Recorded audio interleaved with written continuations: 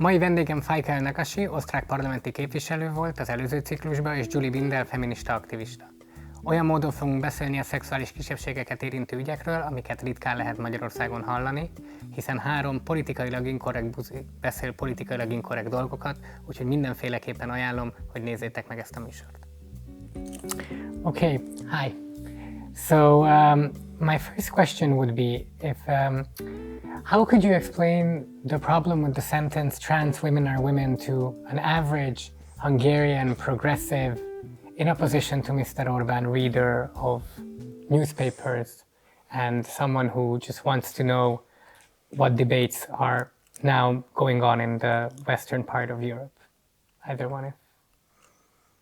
Well, I mean, what I would say first is that trans women are not women and that we would not have to have this discussion if they were, because the moment you say trans women, it's clear that there is something that you have to call in a different way. So this makes it very clear that it is a contested issue, or there should be discussion around it. So that would be the first thing that I would point out. And the second thing is that, well, we have society that is in many aspects segregated by sex. And once you breach that and once you change that, then there are a lot of consequences that come with that. And I would encourage people to think about the consequences that this brings, and that is regardless of the political position that they take. This is thinking that they can and should be doing. I would say, because I don't think anything gets through to young progressive people that have been fed the slogan, trans women are women, I would say, first of all, I know they don't believe that. They know that that's not true. It's a deluded fantasy, it's a fiction. And the reason why it matters isn't because we believe that real men are real men and real women are real women. We're not gender critical, we're gender abolitionists. And we understand that men who claim to be women and live as women still offend against women and girls with the same frequency, in the same patterns, using the same tactics as other men. They don't become something different because they identify as such. So, because I think a lot of people, when they first look at this issue, they're like, yeah, you guys might be right, but why won't we just let it pass? Like, why don't we do the nicety of letting it pass? So what is the consequence, or what's the meat in the argument for not letting it just pass out of courtesy? I mean, every single instance of male violence and harassment that I've experienced, and I know this is the same for the countless other women that I'm friends with who've had some kind of unwanted sexual attention or experience, is because we were told that we shouldn't make a fuss, that these men really are, they can't help it, they're not well. Everything is deflected so that we take responsibility for men's abusive and violent behaviour, to the point of where we blame ourselves. We look at ourselves and what we could have done differently. And so that includes being flashed at when men expose their genitals, sometimes to schoolgirls, which is when it happened to me, being catcalled, sexually harassed in public places, being sexually assaulted, being raped, right the way through, where women are told to not make a fuss. And if we let this go, as Faika said, if we pretend that any man who chooses to identify as female can be in our spaces that we built because of male violence, harassment, and the uncomfortable feeling that girls often get in certain situations being around men, whether they're predatory or not, then that's it. It means that everything that we built up out of necessity, because of the prevalence of rape and domestic abuse, for example, will have been for nothing. It's a new men's rights movement. And so you were a lawmaker. What do you think is the consequence of this legally, or how would you phrase it in making laws? I think that most politicians, and not only politicians, society at large, and various sectors of society, let's say media, but also in civil society, in academia, but I will focus on politics, do not understand the issue at all. A lot of people do not know what's happening in politics and what is being legislated.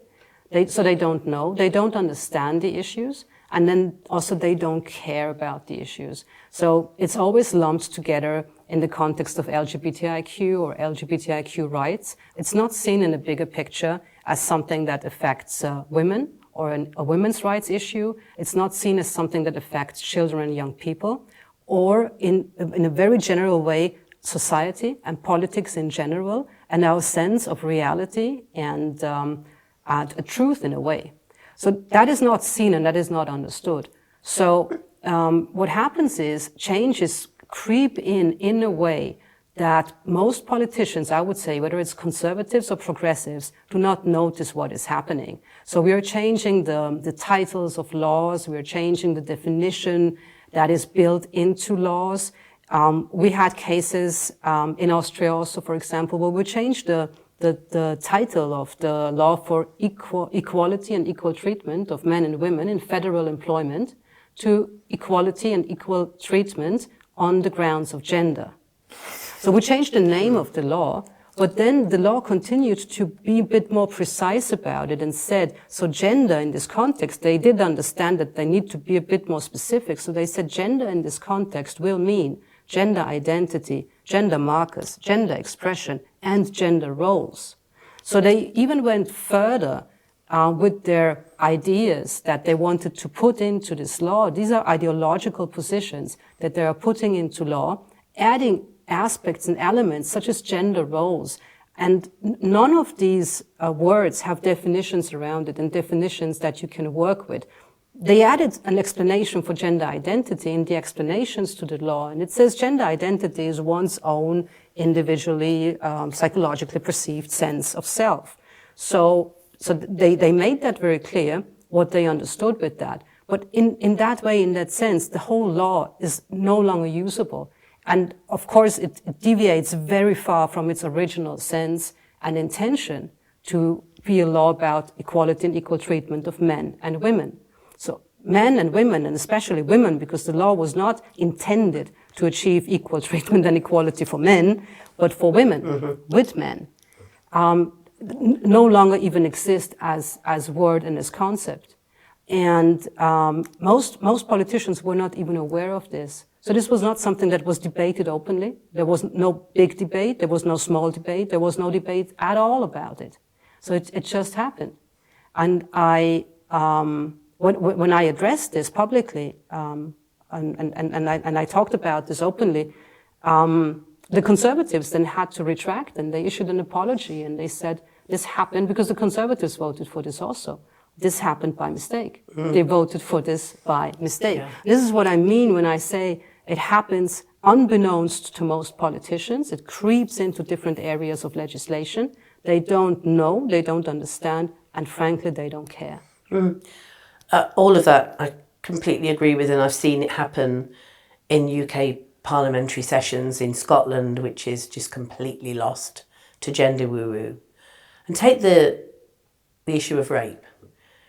We have a very clear definition in England and Wales and in many, many, many other countries that have criminalised rape, because some countries don't actually criminalise certain types of rape, such as rape in marriage, which is that it is penetration by a penis of an orifice, of an anus, a vagina, a mouth.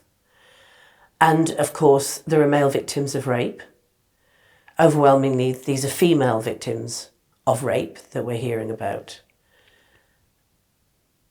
That now, because of trans ideology having seeped into the criminal justice system,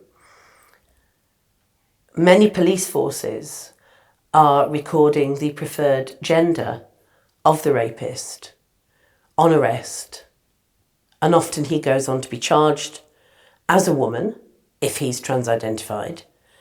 And there have been cases where his victim has been coerced into referring to him with female pronouns in court. Now, there's the psychological horror of that, but there's also something much more fundamental, which is that rape is a sexed crime. We understand it is committed by a penis. If a woman penetrates a man or another woman without consent, that is a serious sexual assault.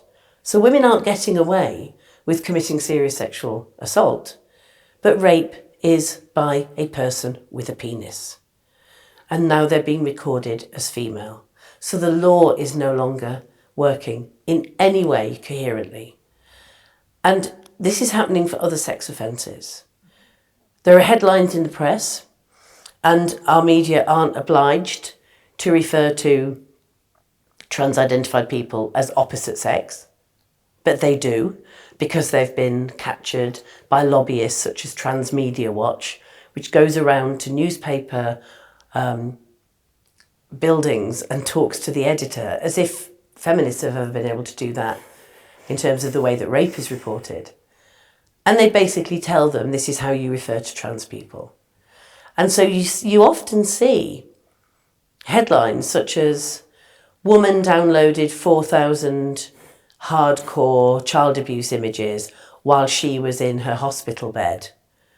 And of course we all know this is a man who says he's a trans woman. He's also in a female hospital ward while he's committing this crime.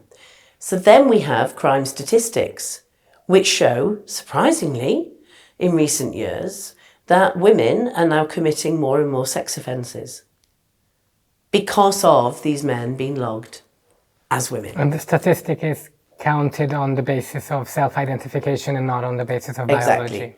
Despite the fact that it's not law in my country.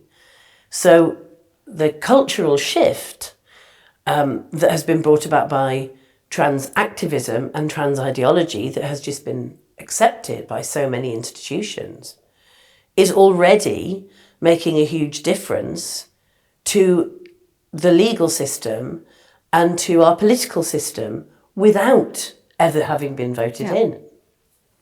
Right. I think we should focus a bit on the self-identification issue. I am no longer a member of the European Green Party, and the European Green Party's position was self-identification without age limit. So basically, meaning a 3-year-old child can identify themselves and even leading to this partake in medical procedures that will cause irreversible harm. So what do you think was the origin of the self-identification? Do you think it's going to win? And what do you think is the point of fighting against self-identification? And I would like to begin with Faika. I don't know if it's going to win or not. It depends. I'm very worried about the EU context and the broader European context with this respect, because there are hardly any critical organizations, institutions established that speak up or that can present information in a concise way, that can present different viewpoints on this. And there are no resources for that. And that is a real problem.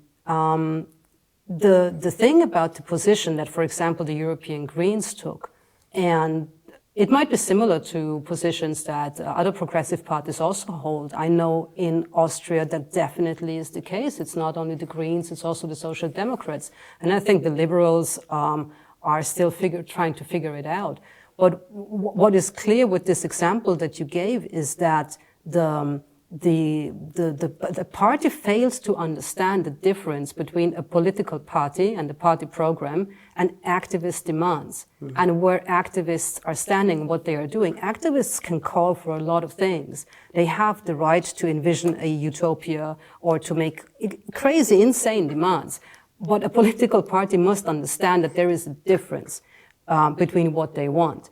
And so this is one mistake, and I really put the responsibility for this on the Greens and on the party, on the national levels that have adopted this position and on the European level.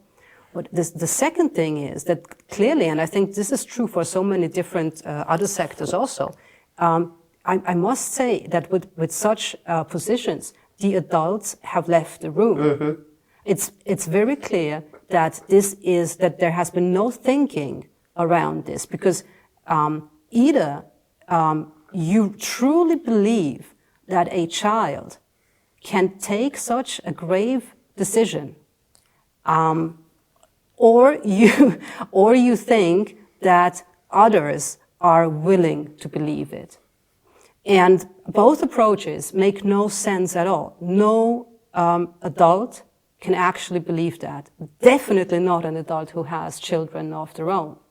So it is very negligent, it is politically irresponsible to take on such a position. The problem is what happens when a party like the Greens does this. And this is not law, this is not legislation.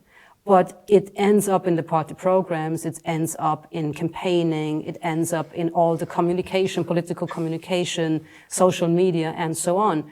And it creates the illusion as if this was progressive consensus, as if this was progressive politics, and to start with, green politics, progressive politics, and progressive consensus. And it narrows the space and the corridor for anybody who also finds themselves on the progressive side and is opposing this and has a dissident voice. Because what they've also managed to do, and this is not only the side of politics, but it also comes, of course, very strongly from activism, is to put everybody who then disagrees with this imagined consensus on the side of being transphobic, being far-right, being fascist. And that has created an impossible situation where this one position takes incredible dominance.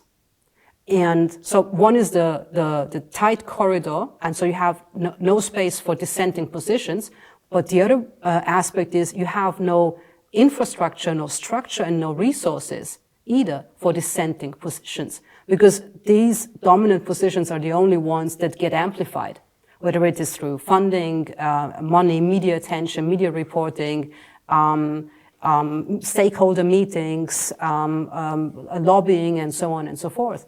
So this has made it very difficult in the field of activism for critical, progressive positions, but also very much so in politics. Yeah, I mean, how a party can think of itself as in any way useful to society when it refers to women as non-men, I don't know. And how on earth they can look at that and think that that's in any way acceptable. Julie is referring to the fact that in the European Greens literature and sometimes meetings, people were referred to as either men or non-men.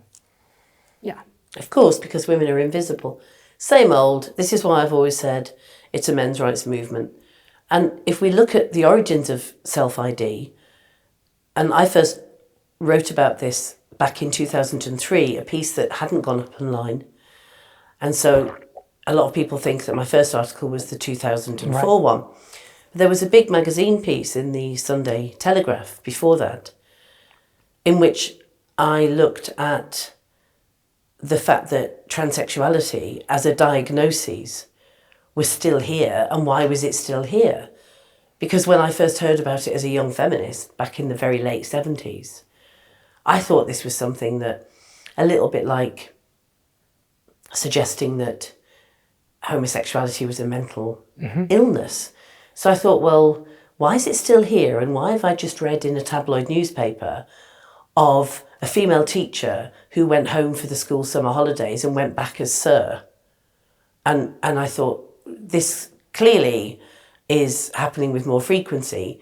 Had a bit of a look around at it. And yes, it was definitely on the rise and definitely becoming more fashionable. And this was because of lobby groups that I paid no attention to, really. It was always a feminist position that you cannot change sex and that this matters because of the threat of male violence. It was always a feminist position, right back from the 1970s. But I had a look around. It was clearly becoming more frequent. There was now things called gender clinics where young people were going. And at that time, in order to get a gender recognition certificate, because the Gender Recognition Act, you'll have to edit that bit, I've forgotten what it's called. Gender identity. It must be. No, the Gender Recognition Act. is, So, yeah. so a piece of legislation that was passed in 2004, but was tabled in 2003, the Gender Recognition Act, laid bare why transsexual lobby groups were going to fight and demand for self-identification. It was because in order to get that certificate and be seen legally as the opposite sex, these men, because it was largely men, had to live as the opposite sex for 2 years and then be signed off by a psychiatrist and another doctor, or maybe it was 2 psychiatrists. And in order for these men to live as women, because what on earth does that mean, right? They had to adopt all of the stereotypical behaviour. So prance around in ridiculous shoes with caked in makeup, with a bad wig, that everybody could see there is a transsexual walking down the road. And he then had to go to work in that outfit. Well, he didn't have to. He then, in order to get the certificate, was required to do that. And these men would go to classes to learn how to sit, cross their ankles, to look like a lady, to defer to men, not to interrupt men. They had voice lessons in order to speak more like a lady, a bit like I'm speaking now to you. And all kinds of ridiculous things that feminists see as a total imposition on us. All of this behaviour, learned behaviour, because we know femininity isn't innate and neither is masculinity. So they were also required, I think, to have surgery, or to at least aim towards having surgery, to have their genitals removed. So trans lobby groups did something very clever, which is say, why should we be sterilised in order to live our authentic selves?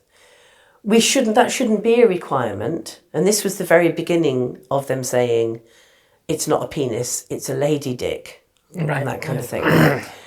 And we shouldn't have to humiliate ourselves and be in danger by going to work with a 5 o'clock shadow and caked in makeup and a bad wig, because we'll be immediately outed. And that was the very beginning of what has become an international call for self-ID. In other words, you can be a bloke with a beard, having kept his entire physique intact, not having taken any hormones, and just look like a bloke and just demand to be accepted as female. And that is happening. I walked into a drop-in centre for young prostituted women in Vancouver in the downtown east side a few years ago, and there were just a load of blokes sitting around a table like this, because their drop-in centre for problem drinkers was not as pleasant. And so they just came in and said, I'm a woman. And it did make a lot of sense back then to depathologize in a way that looked at medicalization and that said anything that's forced around medicalization should not be happening, not necessarily. So for a woman to transition, why would she have to have her ovaries removed or to legally change sex and that aspect of transitioning? So why would certain medical interventions be absolutely necessary and required? Because nobody was asking, why does that woman want to transition? And sometimes they were legally prescribed, but it seemed somewhat random. It seemed very oppressive, and also irreversible. And also it did make sense for LGBTIQ organizations and others to say it should not be a requirement. Nobody anticipated the bearded men without any change who would then claim to be women and legally have the documents to support that. But the other thing is about self-identification, and to tie it back to politics, because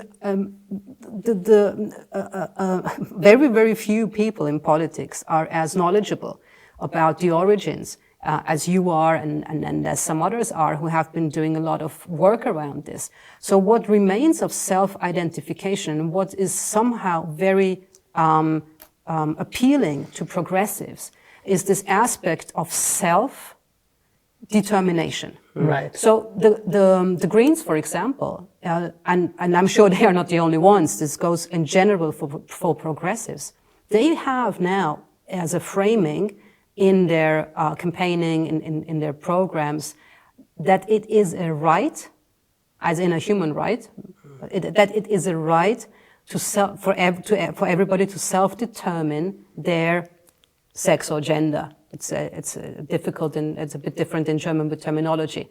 So that it is your right to self-determine that. And then of course it is difficult if that is your thinking and your logic to then introduce an age limit to that. So either it is your right or it is your right from a certain age. So and they have it in their documents, and it is being communicated widely. So it falls on the ears of people who hear this without a lot of knowledge about the subject, and they think this to be true. So self-determination has become like the new leading idea for progressives without analysis underneath it and behind it. What does that mean? I said once, if you choose to ride a bike on a highway, that's not self-determination. No. You cannot do whatever you please, whatever you want to do. You can't shoot heroin in your eyes either. It's not your right. Right. And everything has been replaced. Progressives have a problem to answer with ideology to a lot of challenges that are new of today, but also to old ones, because a lot of this is not necessarily new, especially women's rights, for example. And instead of trying to work through the difficulties of getting to an analysis and understanding maybe different positions and trying to make something out of it, they use this concept of self-determination, which also is a void concept. But if someone had said at the time, back in the early 2000s, when the gender clinics were opening and getting busier and the message was being shared more widely because of the beginning of some forms of social media, if someone had said, but why does that young woman want to escape her body? Why does that man wish to live as the opposite sex? Let's have a look at that, what's behind it.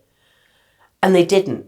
And in fact, in many ways, they doubled down on the 1950s regressive diagnoses of gender dysphoria, which is deeply sexist, flawed in every way, crazy. In that they actually decided, in a case in Scotland, I don't know if you know about it, of body dysmorphia, where the same psychiatrist, Russell Reid, who was eventually chastised for his practice in signing the form to... Sorry. Russell Reid is a psychiatrist that used to work with people that wanted to change sex, and he would take 20 minutes to decide that they were really trapped in the wrong body, send them down for surgery, give them hormones. Russell Reid was also the psychiatrist that signed the forms to give permission to surgeons to remove the healthy limbs of 3 people that had decided they were body dysmorphic and they had extra limbs that they didn't want. And they said if he didn't do the operation, they would put their leg on a train line or mutilate it themselves and find a way to have it done on the black market. So instead of actually asking about these serious mental disorders, they just decided that this was true. There was something in this, that there were some people who were trapped in a 4-limbed body who were really 3-limbed or 2-limbed. So nobody asked the questions. I want to get back to the gender dysphoria argument. So in this country, the radical right-wing government talks about the dangers of people from the West coming into kindergartens and then operating without their consent, which has never happened in Hungary so far, so it's not something we should all be afraid of.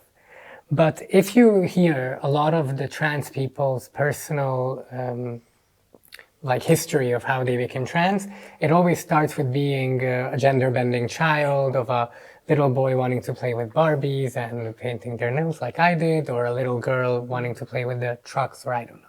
Mm. And there are two questions about this. One is, what do you say should happen to these children? And the other is that, from my point of view, it's an extremely conservative and reactionary argument to say that if you're a boy who wants to play with Barbies, then we should change your body to fit in the box that wants to play with Barbies. And if you're a girl who wants to play with the dump truck, then we should change that body into the dump truck people. It's instead of severing the connection between vaginas and Barbies, we are surgically tying the two together. Exactly, yes, I fully agree with the second part that you said, and to answer your first part or your first question is nothing. I think nothing should be done with those children or to those children. Right. It depends whether they struggle one way or another. And I think that there is something that could be called gender dysphoria. What we can talk about the specific description of it or diagnosis, but yes, people do struggle. They struggle with their body, they struggle with their sense of self, with their identities. Young people do that, lesbians and gays do that, adolescents during puberty do that, and then also others who've experienced trauma, abuse, and then there are big groups of autistic young people who might also have difficulties relating to themselves. Please speak on that in just 2 sentences so the viewers and listeners can understand. Well, I was just describing, in general, I think there are many cases and many periods in one's life where you struggle with your body and with your body image, with the way you perceive your body and with the way that you put your body, your sex body, into society. And that's a normal thing to do. It's very widespread among certain groups, and let's say lesbians and gays. So I think it's very normal that happens. And then the question is the level of struggle. So is it something that occurs in adolescence and in puberty, and is something that then becomes easier to bear, to understand, to integrate into oneself, as it often happens? Or is it something where the struggle continues and where some help and support would be needed? And I'm all for having support, therapy, social places even, for young people to meet, to have less of that stress around them that they experience. And for the example that you brought about the young kids that are then put into categories according to what they maybe like to wear or play with and so on, one also has to take into account that we do not live in a society, not in the West and definitely not in general, without homophobia. So these children also exist in the context of family and society, where the moment that they transgress what is being perceived as normal or accepted, the moment where they transgress, they feel consequences. Whether it is the irritation of the parents to some extent, or whether it is expressed homophobia about others maybe, but they can relate it to themselves also, and the reactions around them. So I would never put authenticity into what is being communicated from that position and in that context, with regards to something that can only be understood, I think, from an adult position.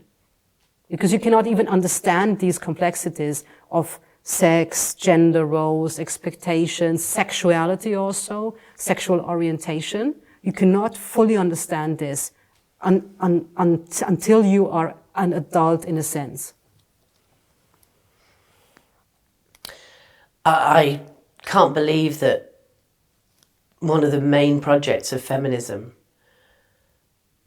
that has been really successful has almost been destroyed, which is exposing sex stereotypes and saying to girls and boys, men and women, lesbians and gays, be free to be yourself.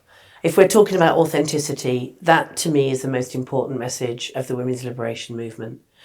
And I know that that speaks to a lot of gay men. The old gay liberation movement as well was very, very vociferous in its condemnation of sex stereotypes, to the point of where some men would sit in the meetings knitting. It was before my time. I would have been really irritated by that, but that's a whole other issue.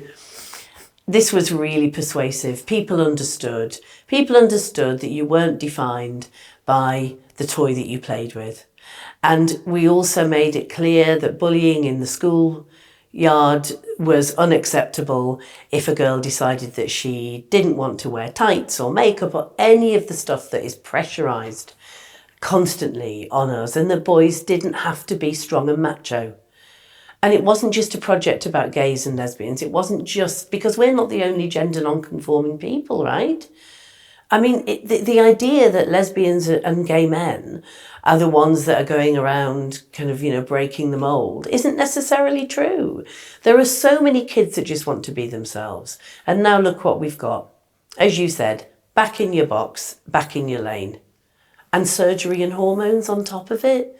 Not just being laughed at and bullied in the home or at school, but an opportunity to escape the body that has caused you so much distress. Terrible. Right, and this the idea of distress and puberty with the trans issue also go hand in hand with the fact that when I was looking at the statistics, for a couple of years it was mostly with the young people, this is British, not just Tavistock, but generally the clinics, that it was mostly male to female, and then suddenly the female to male started skyrocketing. And this especially comes close to the fact that puberty is a lot more taxing on women than it is on men. This is, I'm sorry if anyone is offended, a so-called biological reality of the way humans exist. And because of the fact that it is a lot more taxing on young women, especially young women in a sexist society, this is a kind of way out of this puberty. And also sexual abuse, the prevalence of sexual abuse in the home and by those known to you, a sports coach, a teacher, your father's friend, your babysitter, it's much more prevalent amongst girls. Of course it happens to boys, but much more prevalent.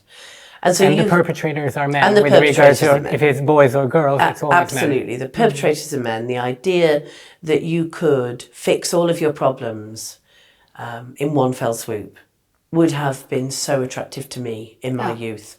I would have gone for it immediately. So I was a young lesbian. I hated puberty. I was being bullied at school. I saw my brothers have much more freedom than I, and I'm from a happy home. Nothing terrible happened, but things happened to me as a girl. You know, things happen to most girls, I'm afraid, that relate to the issues that make us then want to escape our bodies. And it would have solved every single one of my problems in my head. I would have gone for it. What is very frustrating, I think, is to realize that homophobia today has not substantially decreased in Western societies.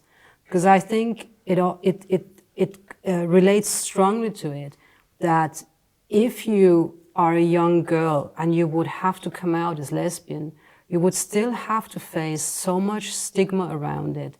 And you would still have to come out, and it is with so much shame. And on the other hand, you have this option, and all of the elements that you've described apply, and I agree with them. On the other hand, you have the option to tell your family, and it might be a more conservative family, or it might have a traditional background. Somebody, and especially if it is maybe a religious background also, can say, God made a mistake, and I'm just in the wrong body. It's a very different level of thinking about it and thinking about the problem. And the stigma is not around you. It is somehow something somewhere. And if you do not believe in God, it does not have to be God, because the activism, the movements are giving you so many different explanations that you can pick the one that speaks to you. They say there's a trans gene. whatever it anything is, wasn't and your fault. and you will have a straight kid, Right. and your kid will not have to struggle with, now you have to tell your aunts and uncles, now you will bring home a same-sex partner, and so on and so forth.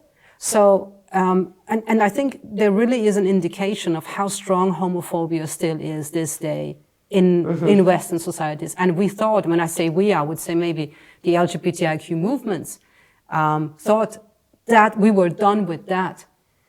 But we can now see how strong it is. And let's bring into my personal favorites, who I have much more ideological problems with than the trans issue itself, is the non-binary. Oh, I'm so sick of them. Right, people who have a blue lipstick and believe that is not just a personality but a category of identity. An interesting haircut. And an interesting haircut. So now that there is a lot of political push of having a third sex on the passport, what do you think will happen to the people who push non-binary as a kind of political identity or an identity? Do you think this will last? Do you think it will be in fashion 10 years from now as well? Do you think struggling artists will refer to their pronouns for another couple of headlines, or where do you think this will go? Well, I think it will last because it gives them something to do. And they need something to focus their activism on. And it's not only to focus the activism on, but you have to scandalize something. So you have to say there's a problem, you need to create, you need to mobilize people, and you need to create momentum in a way.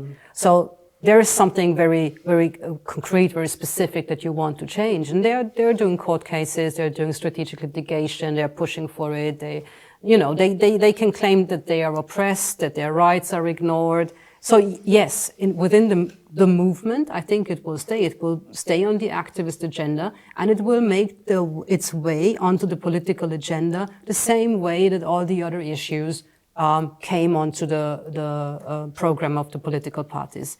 I do not think that, I don't know if in 10 years' time it will be so attractive for, and that's the group maybe that I have the biggest problem with, say, 50 or 55-year-old university professors that used to be just plain, ordinary, normal lesbians, maybe sometimes also straight women, to say that they are non-binary to their students. So I'm not sure if that will be so attractive. Yeah, and legislatively, I don't think it'll get anywhere. I agree with you about the reasons behind it being. It means that they have an oppression, right? It means it makes them interesting. They have an oppression and they have an agenda. Of course, but somebody said to me, because there were several women, lesbians, who were all of a sudden they, them.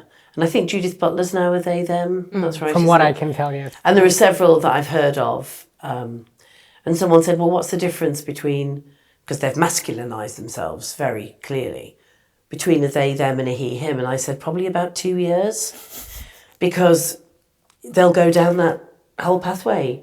It'll be the double mastectomy. They're still calling themselves they, them. It's a kind of testing ground for many of these lesbians.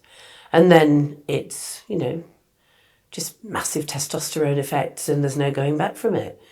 And so that's what is particularly terrible, I think, because it is a gateway. And testosterone has become such a sexy drug for so many young women that if they experiment with it, the next thing they know, there are real irreversible changes.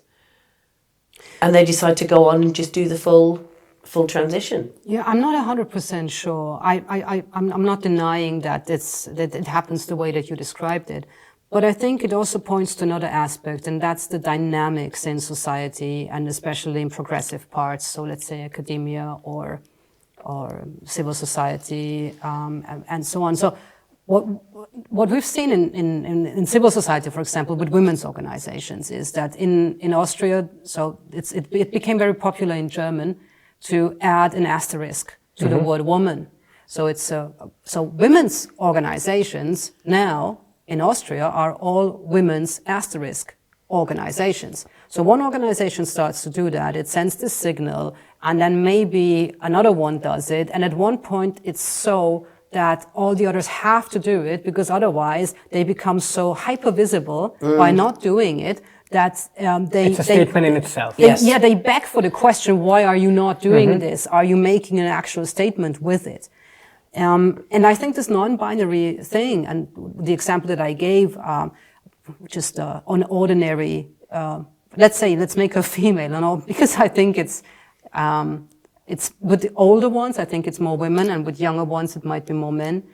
A university professor suddenly declaring herself non-binary is part of this dynamic to signal, where do I stand? I do not think that she necessarily, would want to take testosterone or have a double mastectomy, but she wants to signal to her younger audience, to her students, and also within the whole institution that she is on the right side.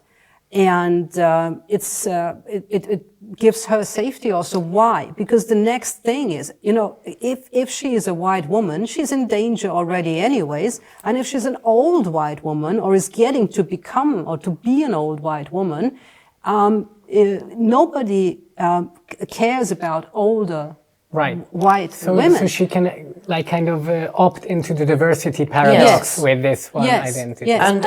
And she would have been to blame for everything prior to that. Right. And then all of a sudden she becomes one of the good ones. Exactly. That makes sense. And that, I don't know if it will still be working in 10 years' time from now. But I find this is one of the most despicable ways. But it is put into this institutional framework where you have so many parts that benefit from this whole discourse and from them participating there. I mean, they get, there are positions that they get only because of that. So it's constantly upholding itself. And somebody said to me, exactly as you've described about being the only one to not opt into this, about the asterisk, and then there was woman spelt with an X, woman. Right. And then, of course, it's the pronouns on your email sign-off.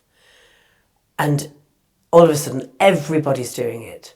People that you wouldn't expect in a million years, that in a professional sense, they're doing it. And you know what it's about, of course. It's virtue signalling or it's a safety mechanism. And somebody said to me, I said, what on earth are you doing with the pronouns in your email sign-off? And she says, well, tell me why not? And I said, well, are you a secularist, knowing she is? She said, yes. I said, well, would you put God bless at the bottom of your email? Because everybody else was oh, that's ridiculous. No, it's not. It's a religion. You're doing it because everybody else is.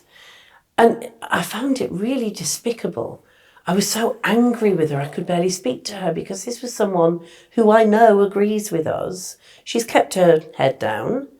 And of course, she's got kids that are of that kind of university age who will be putting them under pressure.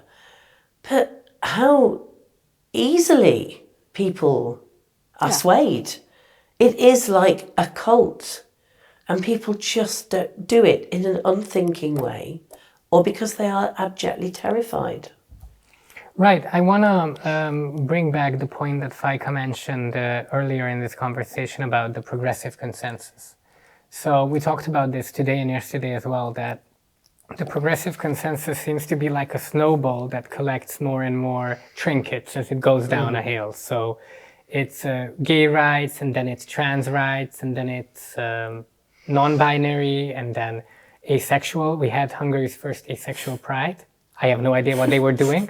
Well, not very much. Not very much, exactly. I always said that if you are an asexual, instead of going on a march, you could do a 1,000-piece puzzle, and then you could also occupy yourself. But anyway. And make everybody a cup of tea. Exactly. So the asexuals, and then this kind of ties in with the climate movement, which is, and then comes Hezbollah and Hamas, and then Free Palestine.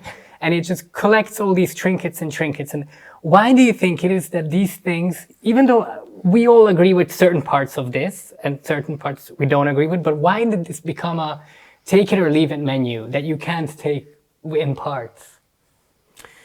Well, I mean, I think one aspect is what I was referring to earlier is about the dominance. So if you have if you have this this belief system, and it became more and more detailed, and everybody who disagrees with it is shunned as right-wing or as fascist for disagreeing with it, and it becomes broader and broader because it goes into allyship. So it includes sex workers' rights, it includes anti-racism, it includes climate movement, as you've laid it out. So if everybody is shunned and ostracized who disagrees with it, you have no corridor to discuss or to dissent. And at the same time, you have no resources and no support and no structure to build anything that can counter this. Mm-hmm. And to look at how these ideologies interlink with each other is, I think, to see the discontinuity that is often ignored from the LGBTIQ movement, if I refer to it like that, over the last 4 or 5 decades. And there have been discontinuities. So a lot is being ignored. They like to put themselves in a line with a movement where not only are the conflicts within that movement and the dissident opinions ignored on everything from marriage equality to surrogacy to prostitution, sex work, trans issues. There has always been dissent, pornography, BDSM. There has always been dissent within the community. But they've created their own myth of how they came into being, this movement. So this myth is centered around Stonewall and the black trans woman. And so this myth of creation already lays out the parameters for how value is attributed. And so there is this hierarchy of oppression that defines very specifically and in detail, but works in general with this dichotomy of oppressor and oppressed. Mm-hmm. And this is being rolled out. And so either you subscribe to this, and then this is the logic that is applied to every system and to every other issue that they look at, or you dissent. And then if you dissent, then this has consequences. And the ideological leadership in terms of who's producing knowledge or thought, maybe if something new comes up, let's say October 7, and how to contextualize it or analyze it, because it has become so rigid as an ideology, and anybody who is being listened to has to follow such high standards of purity. They cannot say one thing on one issue and another thing on another issue, otherwise they will not be listened to. It's only very, very few people who can give direction to this movement. So it becomes more and more narrow and self-referential. Sorry? You're left with Judith Butler alone. Exactly. As the lone saint. True. And more extreme, obviously. So you're right, there is an absolute snowballing of these issues, and you have to tick all the boxes in agreeing with these positions. And then if you look at something like the support amongst some university students for Hamas and Hezbollah, which they know nothing about, if you don't actually support Hamas and Hezbollah immediately on the 7th of October, never mind having thought about it afterwards and looked into the history, you can't be pro-Palestinian and anti the Israeli government and military forces. That isn't good enough. You have to support Hamas and Hezbollah. And this, I think, part of it is because young people haven't just, and not just young people, but I'm thinking of the university cohort. They haven't just been discouraged from debating, they've been told not to think. They have been told, you do not think about this. You are told what to think. And we know it's happening because my books and the books of other feminists at Oxford, in one of the departments at Oxford University, were found to have trigger warning stickers on the front of them. I'm talking about books on the global sex trade being harmful, books on feminism, even a book I wrote 10 years ago on the lesbian and gay movement. Stickers, because it's dangerous. And it's not because my words are dangerous, it's because thinking is dangerous now. And that's how it came about. And I do think there's another element as well about all of the different issues being added to the alphabet soup when it comes to the LGBTQI stuff. And that's because Stonewall, the organisation in the UK, and its counterparts in other countries in the West, should have shut down, should have closed its doors when legal equality was achieved, and left it to the others to bring about the sort of cultural shift that Stonewall and these gay rights organisations could never do. So the legislation is a million miles away from the culture of homophobia and anti-lesbianism that still exists. Legislation is important, it's crucial, but they never did the other work with it.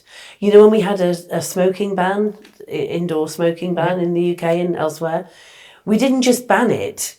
There was lots and lots of public information that went out at the same time. Anyway, Stonewall should have shut down.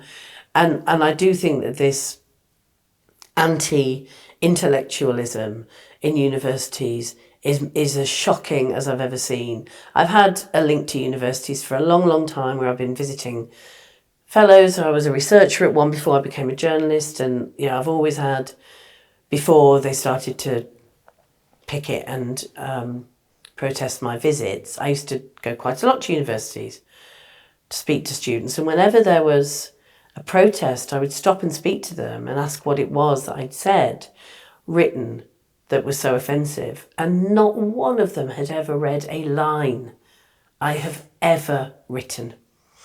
And in fact, one of them even went so far as to say that it would be triggering and harmful, and my words were violence. And this is they're being given permission to say this and to behave in this way. So the adults have a responsibility for Have this. left the room as we... Yeah. Right. So sometimes your words are violence, sometimes silence is violence.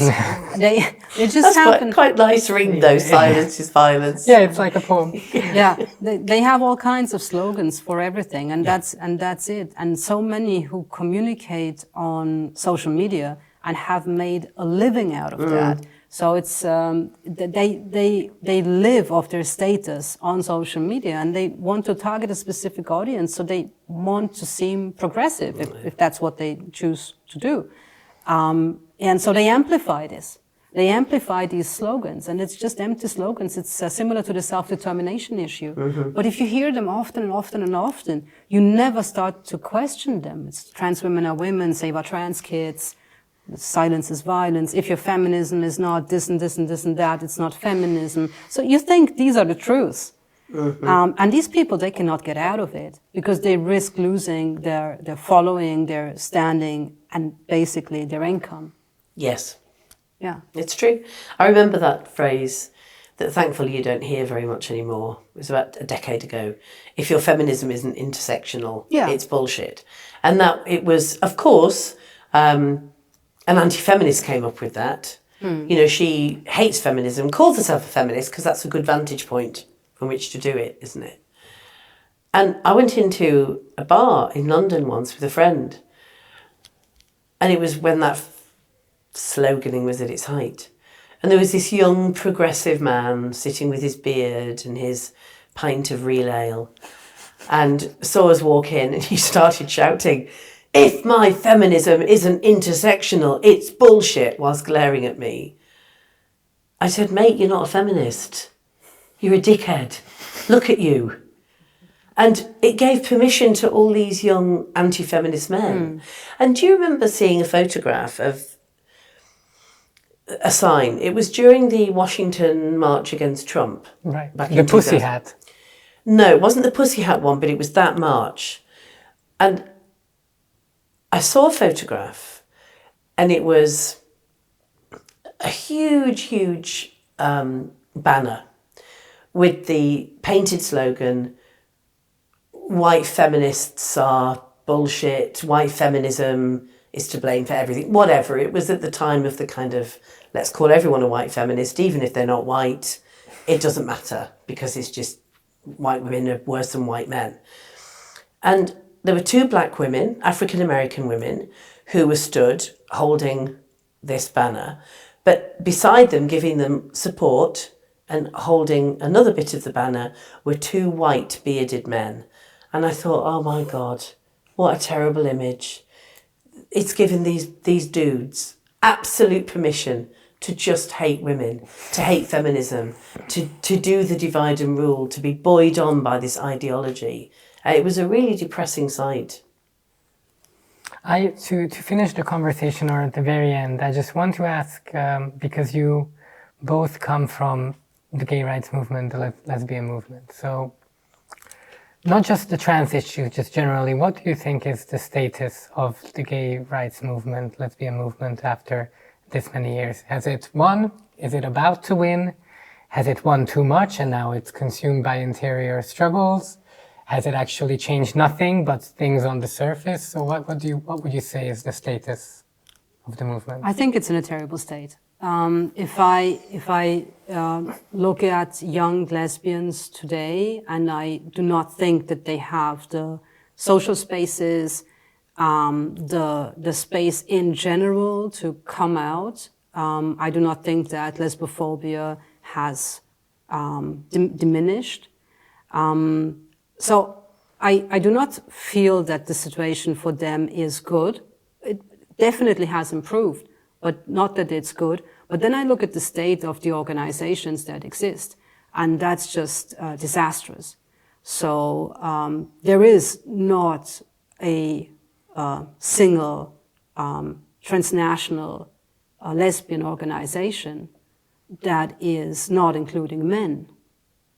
And they are, and so it's not only the lesbian organizations, but it's also the mixed organizations that should also advocate for lesbians that do the same. And they are causing a lot of harm in so many ways. So not only is it about the resources that they have, the funding, the ideology they are perpetrating, but they are really limiting the space for young lesbians to understand that they can have boundaries and that being a lesbian means something, a woman who is into women, to put this very simply.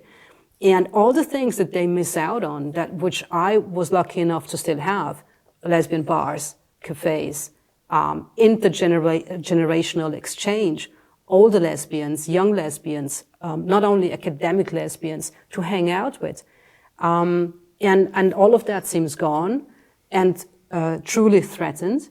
And what I think is very difficult is that I'm back now more than I've been, because I left that a little bit in the last years, but now I'm more convinced again that representation would be very important. Representation of lesbians for young lesbians, because you hardly get that anymore.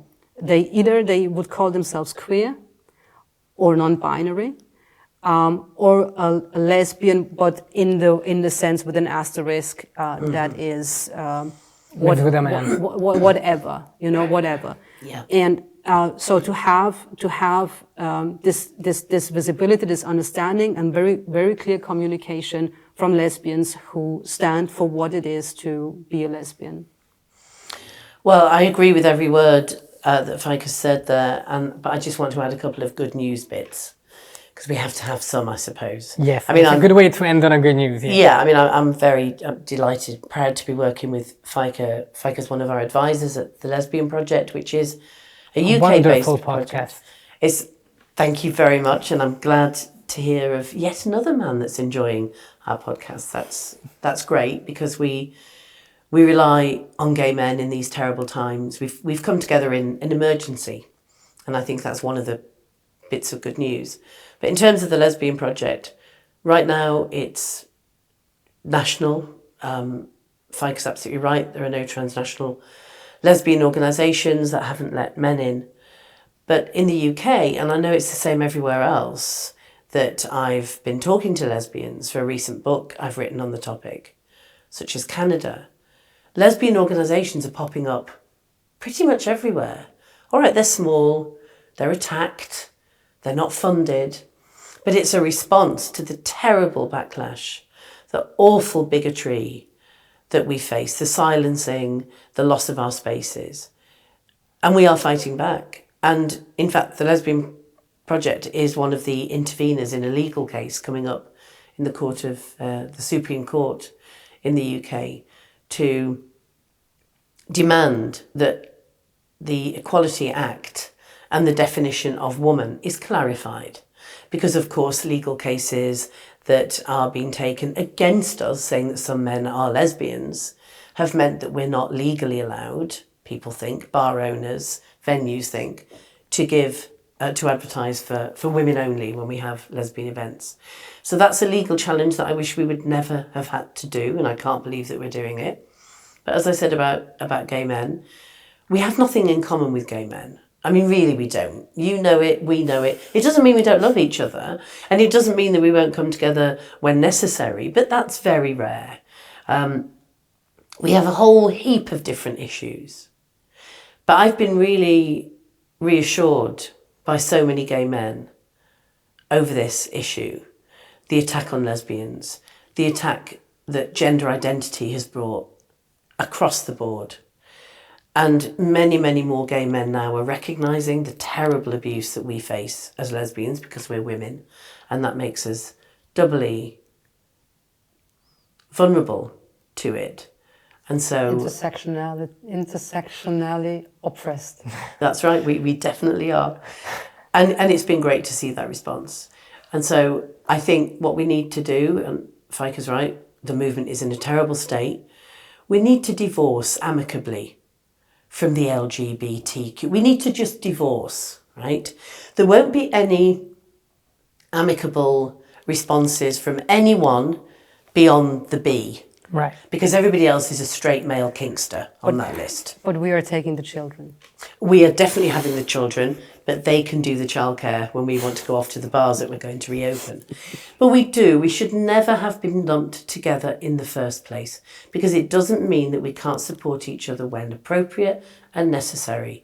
But we didn't ask to be force-teamed with all of this nonsense, and nor did you. And I think we need to really reassert that.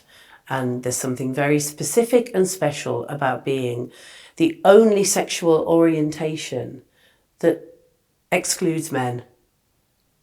It's quite powerful, actually. So I think we need to get our pride back. That was a great way to end. Thank you very much for the conversation. Thank you. Thank you for having us.